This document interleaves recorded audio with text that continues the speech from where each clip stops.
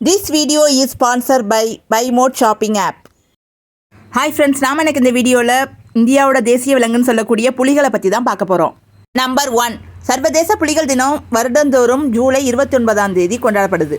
Number 2, மனிதர்களின் கைரேகை போலவே புலிகளின் மேலுள்ள கருப்பு கோடுகள் வேறுபட்டவையா இருக்குது.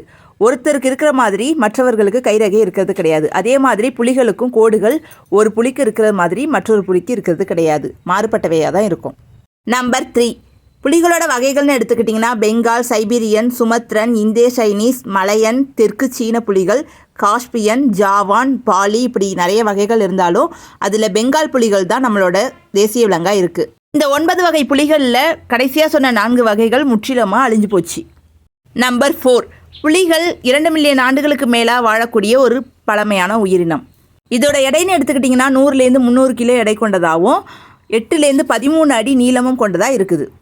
நம்பர் 5, புலிகள் சாப்பிடக்கூடிய உணவுன்னு எடுத்துக்கிட்டிங்கன்னா மான்களை ரொம்பவே விரும்பி சாப்பிடும். அது இல்லாமல் தாவர உண்ணிகளை ரொம்பவே விரும்பி சாப்பிடும். காட்டுப்பன்றி, நீர் எருமை, கொம்பு மான், கரடி, நாய், சிறுத்தை, முதலை, மலைப்பாம்பு இதெல்லாம் விரும்பி சாப்பிடும். இந்த புலிகளால் நீரில் நீந்தி கூட வேட்டையாட முடியும். நீருக்குள்ளே போய் கூட இதால் வேட்டையாட முடியும். நம்பர் 6, பூனை இனத்தில் மிகப்பெரிய பூனை இனமான புலிகள் உப்பு, கசப்பு, அமில சுவைகள், குறைந்த அளவு இனிப்பை சுவைக்க முடியும். மனிதனோட நாக்கில் இருக்கக்கூடிய 9000 சுவை மொட்டுக்களோட கம்பேர் பண்ணும்போது பூனை இனங்களான புலிகளுக்கு வெறும் 500 சுவை மொட்டுக்கள் தான் இருக்குது. இதனால இந்த சுவை மொட்டுக்கள் இது உயிர் வாழ்வதற்கு தேவையான குறைந்தபட்ச பங்கையே கொண்டிருக்குன்னு சொல்லலாம். நம்பர் 7, புலிகளுக்கு ஒரு வாரத்துக்கு ஒரு தடவை உணவு கிடைச்சாலே போதும். ஒரு வாரத்துக்கு ஒரு பெரிய மான் இதுக்கு போதுமானதாக இருக்குது. நம்பர் 8, இதோட சமிக்கைகள்னு எடுத்துக்கிட்டிங்கன்னா முணுமுணுத்தல், உருமுதல், கர்ஜனை, முணுகுதல், சத்தமிடல், மூச்சு திணறல், இப்படி ஒவ்வொரு குரலிலும் வெவ்வேறு விஷயங்களை தெரிவிக்க பயன்படுத்துது. நம்பர் 9, இதோட இனப்பெருக்க காலம்னு எடுத்துக்கிட்டிங்கன்னா நவம்பர் டு ஏப்ரல், இந்த இடைப்பட்ட காலம்தான். இதோட சினை பருவம் 4 மாதங்கள், அதாவது 16 வாரங்கள்.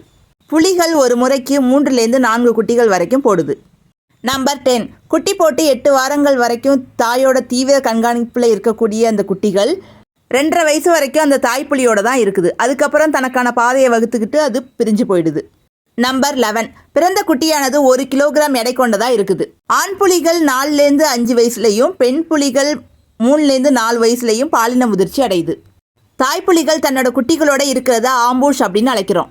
நம்பர் 12, இந்திய தேசிய விலங்கான பெங்கால் புலி அப்படின்னு சொல்கிறது ராயல் பெங்கால் அப்படின்னு அழைக்கப்படுது. இந்த ராயல் பெங்கால் அப்படின்னு அழைக்கப்படுற புலிகள் இந்தியா, பாகிஸ்தான், வங்கதேசம், நேபாளம், பூட்டான், மியான்மர் ஆகிய பகுதிகளில் வாழுது.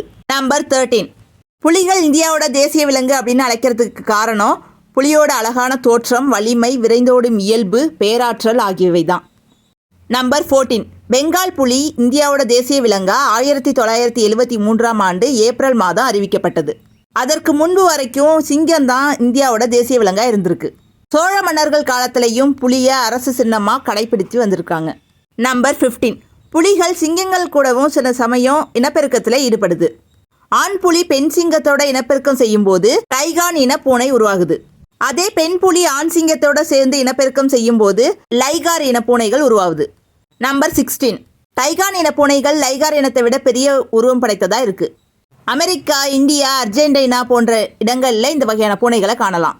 நம்பர் 17, புலிகளோட உமிழ்நீரில் உள்ள ஆன்டிசெப்டிக் தன்மை காயத்திற்கு மருந்தாக பயன்படுது. அந்த புலிகளுக்கு காயம் ஏற்படும் போது அதில் தொற்றுகள் ஏற்படாமலும் அந்த உமிழ்நீர் பாதுகாக்கிறது. நம்பர் 18, புலிகளோட விழித்திரைக்கு பின்னாடி டெப்டம் லூசிடம் என்ற அமைப்பு சிறந்த இரவு பார்வையை புலிகளுக்கு கொடுக்குது. இதனால புலிகள் பெரும்பாலும் இரவு நேரங்களில் நடமாடிக்கிட்டே தான் இருக்கும். நம்பர் 19, புலிகள் தன் குட்டிகளோட தொடர்பு கொள்றதுக்கு தன் காதுகளின் பின்பகுதியில் உள்ள ஒரு வெள்ளை நிற புள்ளிகளை பயன்படுத்துது.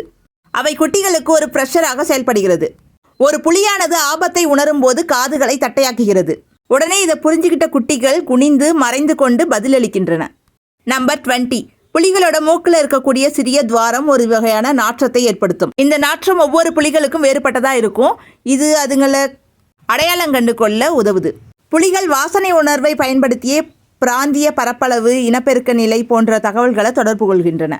புலிகளால் நல்லா மரம் நீச்சல் அடிக்கவும் முடியும். புலிகள் பெரும்பாலும் தன்னைத்தானே நக்கி பூனை இனங்களை மாதிரியே சுத்தமாக வச்சுக்கும். புலிக்குட்டிகள் பிறக்கும்போது கண்கள் மூடிய நிலையில தான் பிறக்கும். 6லேருந்து 12 நாட்களுக்கு பிறகுதான் இதற்கு கண்கள் தெரிகிறது. கண்கள் மூடிய நிலையில் இருக்கிற புலிக்குட்டிகள் தாயின் வாசனையை பின்பற்றி தான் கண்டுபிடிக்குது. இப்படி கண்கள் மூடிய நிலையில் இருக்கக்கூடிய புலிக்குட்டிகள் பசியாலையும் குளிர்னாலையும் அதிகமாக இறந்து போகக்கூடிய வாய்ப்புகள் அதிகமாக இருக்குது. சில சமயம் இனச்சேர்க்கைக்காக ஆண் புலிகளே அந்த குட்டிகளை கொன்னுடுது. புலிகள் மணிக்கு 45லேருந்து 59 கிலோமீட்டர் வரை ஓடும். குறுகிய தூர ஓட்டம்னு எடுத்துக்கிட்டிங்கன்னா 60 கிலோமீட்டர் வரைக்கும் ஓடும். புலிகளுக்கு ஜீரண சக்தி ரொம்பவே குறைவு. உணவு உண்ட 3லேருந்து 4 நாட்கள் வரைக்கும் இதுக்கு பசி எடுக்கிறதே கிடையாது. ஆண் புலிகள் ஒரு வயதுக்கு அப்புறம் தனக்கான எல்லையை வகுத்துக்குது. அந்த எல்லைக்குள்ள மற்ற புலிகளை விடாம தடுத்து பாதுகாத்துக்குது. ஆண் புலிகள் தனியாக தான் இருக்க விரும்பும். ரொம்ப அரிதாவே குடும்பத்தோட இருக்கும் பட்சத்தில் தான் வேட்டையாடிய உணவை குட்டி புலிகளுக்கும் அந்த பெண் புலிக்கும் கொடுத்துட்டு அதுக்கப்புறம் தான் அது சாப்பிடும். ஒரு ஆண் புலியோட எல்லைக்குள்ள மற்றொரு ஆண் புலி நுழையிறது கிடையாது.